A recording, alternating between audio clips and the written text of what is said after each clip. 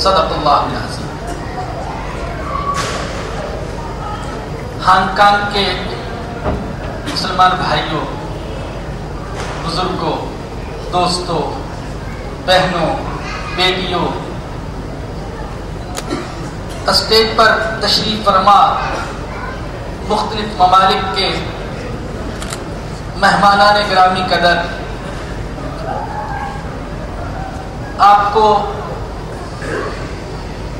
خطیب محترم مفتی محمد ارشد صاحب زیدہ مجدہم بتا چکے، میں قرآن کریم کا ادنا سا طالب علم ہوں، پیشہ ور خطیب نہیں ہوں، نہ میرے پاس راگ ہے، نہ رنگ ہے، نہ سوز ہے، نہ ساز ہے، نہ تکلف ہے، نہ تصنع ہے، نہ وضع کردہ حکایات ہیں، نہ قصے ہیں، نہ ہنسانے کے لیے لطائف ہیں، نہ ظرائف ہیں، نہ بڑکانے کے لیے اشعار ہیں۔ قرآن کریم کا طالب علم ہوں، دعا کیجئے کہ اللہ پاک زندگی بھر قرآن کا طالب علم رکھے، اسی پر اللہ زندگی دے اور اسی پر اللہ پاک موت عطا فرما دے۔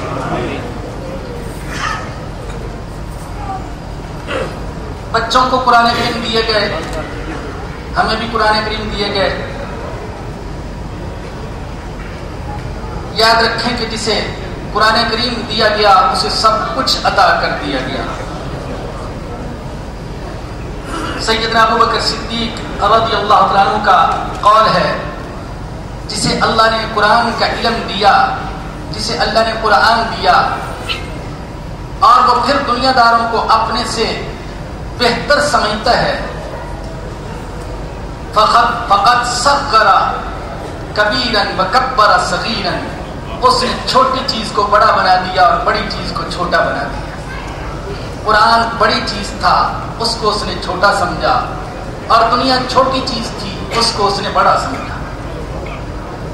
اللہ نے دنیا کے بارے میں کہا، قل متاع الدنیا قلیل، فرما دیجئے ساری دنیا کا سارا ساز و سامان یہ قلیل ہے، قلیل ہے، قلیل ہے، رب کعبہ کی قسم قلیل ہے۔ یہ بلڈنگیں، یہ بنگلے، یہ گاڑیاں، یہ کارخانے، یہ فیکٹریاں، یہ سونا، یہ چاندی تولوں کے حساب سے نہیں، ٹنوں کے حساب سے اکٹھا کر لیں تو پھر بھی یہ قلیل ہے، قلیل ہے۔ قل متاع الدنیا قلیل، اور قرآن عظیم ہے، عظیم ہے، عظیم ہے، عظیم ترین ہے۔ جسے اللہ نے قرآن دیا اسے سب کچھ دے دیا۔ وَمَن يُؤْتَ الْحِكْمَةَ فَقَدْ أُوتِيَ خَيْرًا كَثِيرًا، میرے اللہ نے کہا جسے میں نے حکمت دے دی اس کو خیر کثیر دے دی، بہت بڑی خیر، بہت بڑی بھلائی دے دی۔ بہت سے علماء نے لکھا ہے کہ حکمت سے مراد قرآن ہے۔ اللہ نے دنیا کے بارے میں تو کہا، قل متاع الدنیا قلیل، دنیا کا سامان تھوڑا ہے، جتنا بھی ہو تھوڑا ہے۔ اور اللہ نے قرآن کے بارے میں کہا، وَمَن يُؤْتَ الْحِكْمَةَ فَقَدْ أُوتِيَ خَيْرًا كَثِيرًا، جسے میں نے حکمت دے دی، جسے میں نے قرآن دے دیا، اسے میں نے خیر کثیر دے دی، بہت بڑی بھلائی دے دی۔ ایک شخص تھا، اس کے ہاں اولاد نہیں ہوتی تھی،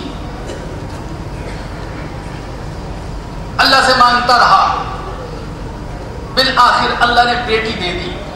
یہ تو اس کی مرضی ہے، جسے چاہے بیٹا دے اور جسے چاہے بیٹی دے اور جسے چاہے دونوں دے دے اور جسے چاہے ایک بھی نہ دے، یہ اس کی مرضی ہے۔